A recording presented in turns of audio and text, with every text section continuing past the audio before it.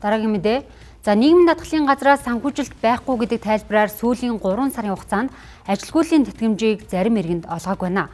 Энэ нь ажлаасаа гарсан иргэдийн эдийн засагт хүнд нөлөө үзүүлж эхэлж байна.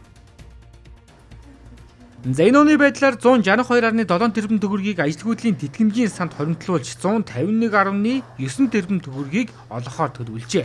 Гэвч ажилгүйдлийн тэтгэмжийг авах хүмүүсийн тоо өмнөх оныхтой харьцуулахад 4200 хүнээр нэмэгдсэнд тэтгэмжийн төсөв хүрэлцэхгүй байдалд хүрсэн гэлээ. За 8 сар хүртэл бол үндсэндээ доктортой явсан байдаг. 1-8 сарын хооронд. За харин 9 сард олгох ёстой олгоогүй үлдэгдэлтэй байгаа 490 хүний 780 сая төгрөгийн асуудал байгаа. За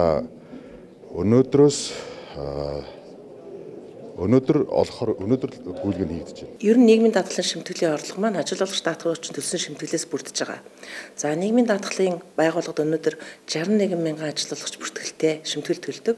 За энэний 50% нь буюу одоо 30 гаруй мянган ажил олгогч нийгмийн даатгалын шимтгэлийн өртөө байна.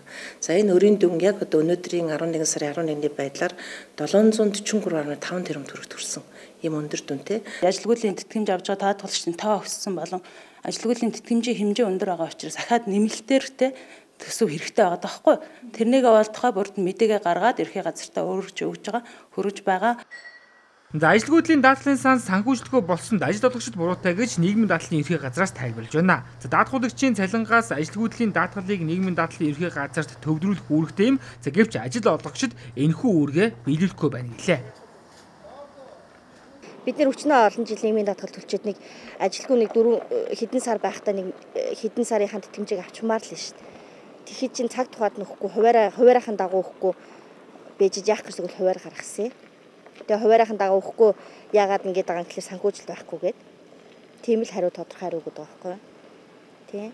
Өчнөө олон хүмүүс аваагүй байгаа.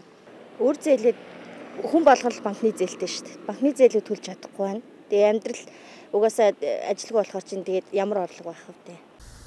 За 9-р сард 456 хүний ажилгүйдлийн тэтгэмжийг олгоогүй байна. За үүнд 775 сая төгрөгийг өнөөдөртөө багтаан олгохоор нийгмийн даатгалын ерхий газраас мэдээллээ. За үлдсэн иргэдийн ажилгүйдлийн тэтгэмжийг санхүүжилттэй болсны дараа ондоо багтаан олно гэдэг тайлбарыг өгч байна.